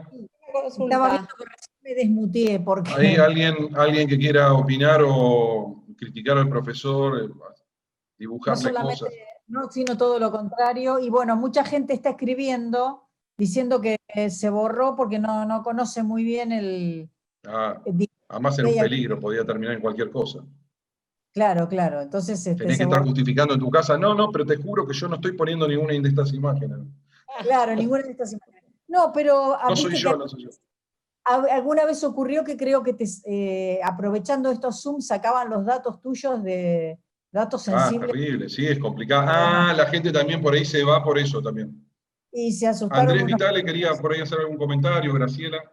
Dice que no puede desmutear. No podés hablar. No tenés micrófono. Ahí voy. A ver si podés ahí, Andrés. Ahora sí. Esto solo, también con todo esto del lenguaje claro, la formación en la facultad, Amos. Sí, bueno. A ver, los que tenemos 50 o más de 50 nos hemos formado con los latinazgos en la facultad. Sí, es terrible. Ir a dar un examen y hablar y dar algunos términos en latín era un examen. Te salvaba el examen. Pero además recuerdo hasta los programas de estudio. Sí. Hoy no sé, pero había programas de estudio. No, sigue siendo. Entonces, me parece que para los que somos docentes en la facultad, tenemos que comenzar ahí. Sí, yo creo que es fundamental. Es un gran trabajo que tenemos por delante de empezar a convencer a los propios colegas para que cambien su forma de enseñar, de pensar el derecho. Saben que esto a nivel, yo lo reflexiono desde mi tinte así filosófico, ¿no? Creo que al derecho se lo ha puesto en un aprieto en el sentido de la búsqueda de la exactitud, la certeza, la verdad absoluta. La decisión del juez es la verdad, ¿no?, procesal, la verdad del derecho, y él tiene que, con la prueba, reconstruir el hecho. Y entonces, esa súper exigente, una conducta, yo creo que nos han puesto como operadores del derecho en una conducta supererogatoria, que no puedes, y con herramientas muy rudimentarias, porque por ejemplo en materia probatoria tenemos las herramientas solo que nos dan las partes, bastante limitadas y bastante sesgadas en cuanto a su persecución de la verdad o a su búsqueda de la verdad para acompañar al juez. Y al juez lo ponen en un lugar donde él está obligado a dar la certeza absoluta. Entonces es tan temeroso de errar en eso que evita dictar una sentencia de decir en este sentido, ¿no? Asumiendo la discrecionalidad y con toda la responsabilidad que tiene esa discrecionalidad, que es asumir que hay para cada conflicto un abanico de soluciones posibles y que él tiene la potestad y la legitimidad de escoger una de esas, que es la que él cree que es la mejor. Él piensa, con todos los elementos que ha tenido a su disposición, que es la mejor solución de varias. Esto claramente ¿qué pasa cuando yo planteo estas cuestiones, y somos más que los 12 que hemos quedado, por eso podemos tomarlo con cierta intimidad, es que ¿cómo relativizar? ¿Cómo vamos a relativizar? Y sí, mire, su decisión es completamente relativa a una idea que usted tiene del derecho, a una interpretación que usted tiene de la ley, a una utilización de determinada jurisprudencia y de otra no, y de una percepción que usted tiene de que esta es la mejor solución y la que más se ajusta a las soluciones que dan el derecho. Bueno, eso permite que haya otras, sí, permite que haya otras. Y esas otras me hacen una persona más razonable. Es decir, más razonable. Asumo que mi sentencia puede tener una decisión de varias. Peor en el ámbito donde las decisiones son de casos drásticos, donde mi decisión la asumo como que es la menos peor, no, ni siquiera como la mejor, sino como la menos peor de todas las que se pueden tomar. Yo asumo que esta no es una buena decisión, no es la mejor que se puede tomar. El impacto que eso tendría en la sociedad en cuanto a la legitimación del juez, si un juez asume que la que va a tomar no es la que más le gusta, la que le resulta la justa o la exactamente justa, sino la que puede tomar, con los elementos que tiene, con los conceptos que tiene, es la menor, la que menos daño hace, la que trata de proteger más, etc. Eso, pero generalmente abuenaría la sentencia, la ablandaría para con la sociedad. Fundamental. Creo que tenemos que trabajar mucho con esto, porque los modelos tradicionales son muy refractarios a esta idea. Es decir, los modelos tradicionales son muy refractarios a plantear estas cuestiones. Hay una comodidad de hacer sentencias meramente descriptivas, reposadas en el legislador. El legislador es el que te hace la ley, entonces el juez está atado. Esta idea de que el juez es un esclavo de la ley, bueno, es un intérprete de la ley, es una persona que aplica e interpreta la ley. Hace unos días me preguntaban, ¿cómo podemos hacer para que no haya tanta interpretación? Me dijeron. Y estamos en vivir en Marte, no sé, es complicado porque la ley conlleva la interpretación.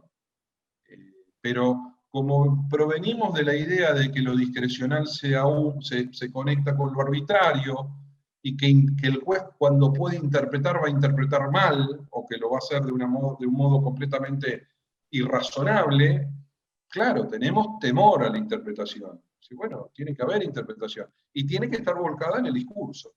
En el discurso. No puedo ir a buscarla, no tiene que quedar tácita en la cabeza del juez, sino que tiene que estar volcado en su sentencia. Entonces tiene que haber una parte descriptiva y una parte justificatoria de la sentencia. No solamente describir, sino justificar también lo que se decide. Vamos, pasa eso que decís, perdón, Mabel, ¿ibas a decir algo? Iba a comentar algo sobre lo que había dicho, pero empezamos, no hay problema. No, respecto a esto de la interpretación, a lo que se le tiene bastante temor, ¿no? Me parece que, entre otras cosas, es porque hay una especie de aspiración de absoluta objetividad, ¿no? Como si hubiese una manera, ¿no?, de acercarse a algo como es la ley, por ejemplo, de una manera que no sea interpretativa, ¿no? Exacto. O sea, no hay manera de acercarse a nada que no sea a través del lenguaje. A través de la interpretación. Y eso implica interpretación, ¿no? Y esa interpretación tiene que ser una cosa actual, Carolina. Cuando nosotros hablamos del sentido de la ley, muchos queremos anclarla al sentido de la ley en sus orígenes.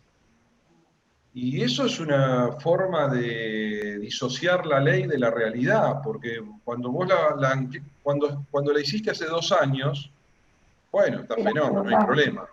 Pero el problema es cuando la hiciste en 1870, y entonces estabas en 2014 o en 2013 y querías interpretar la ley de acuerdo a lo que dijeron los legisladores. Eso tiene un sentido en el revolucionario francés. Es lógico, no me disocio de lo que quiso decir el legislador, que es el pueblo. Entonces, no le doy la confianza a los jueces del ancien régime y le doy la confianza al pueblo, le migro la responsabilidad al pueblo en las normas. Pero hoy en día, la significación de las leyes es mutable. El 2 es terrible. Cuando termine de entender el sistema jurídico argentino, el artículo 2 del Código Civil y Comercial, se van a dar cuenta que tienen que jubilarse la mitad. Porque es una cuestión de actualidad, ¿no? es una explosión el 2. El 2 es una locura. El 2 te dice, las leyes tienen que decir algo que se ajuste a los tratados de derechos humanos vigentes en la República Argentina, no solamente los actuales. Cuando venga el nuevo, la ley tendrá que decir algo coherente con eso, coherente con los principios y los valores de una sociedad. No de lo que dijo el... Y entonces, ¿cómo puedo decir que sea utilizar el método gramatical o que cuando la letra de la ley... Yo veo sentencias diciendo, de todos los tribunales, me incluyo donde trabajo, cuando la letra de la ley es clara... No debemos entender. No debemos entrar... A mí me encantaría preguntarle, ¿y usted qué quiere decir cuando dice que la letra de la ley es clara? ¿De dónde proviene esa claridad? ¿De la definición etimológica de la palabra, del diccionario? ¿Cuál es el anclaje? ¿Es un anclaje etimológico? ¿El sentido actual de la palabra? ¿Qué claridad de la palabra? Porque no me dice nada atarme a la claridad de la ley. Dice, pero cuando la letra de la ley es clara. ¿Cuándo es clara la letra de la ley? Bueno, sí, es clara cuando todo el mundo se pone de acuerdo en que sea clara. Es una cuestión de consenso. Pero de alguna manera, Amos busca dejar fuera la dimensión subjetiva. Totalmente. Es una... Que hay alguien, que hay un juez, que es un sujeto que está atravesado por hemos querido un montón de cuestiones. Hemos querido matematizar la tarea a efectos de simplificarla. Y bueno, sí, sirve, claramente sirve. Principalmente sirve para los casos simples, los fáciles. El problema es que cada vez tenemos casos más complejos, porque se nos han incorporado un montón de derechos, un montón de sujetos destinatarios de derechos. Entonces se complica. Sí. Hoy día tenemos que, vuelvo a decirlo, con perspectiva de género, juzgar con perspectiva de género. Hagan una encuesta de qué quiere decir juzgar con perspectiva de género entre los jueces y se van a encontrar con 1000 definiciones diferentes. Entonces, es muy difícil en estos nuevos modelos juzgar. Está complicado. Y venimos de una escuela, como dice Andrés, venimos de una escuela más formalista y quieren que hagamos otras cosas. Bueno. ¿Cómo hacer convivir esos dos modelos, no? Bueno, por eso la próxima hacemos un taller de cosas bien prácticas sobre lenguaje claro y le metemos para adelante. El año que viene hacemos algo. Sí, porque además es la cuestión de lo plural respecto a los derechos, ¿no? Estaría bueno hacer un taller sobre eso. Estaría buenísimo. Sí, hacer un taller bien práctico, ¿no? Claro, cómo pasar, digamos, una sentencia a una de lenguaje claro. Sería buenísimo. Eso yo tengo ejercicio. Celeste también se quedó con ganas. Dice, yo tengo un montón de ejemplos que son súper divertidos de cómo pasarlo. Bueno, yo tengo ejemplos. Hay una que hay un primer voto y un segundo voto y vos entendés el caso en el segundo.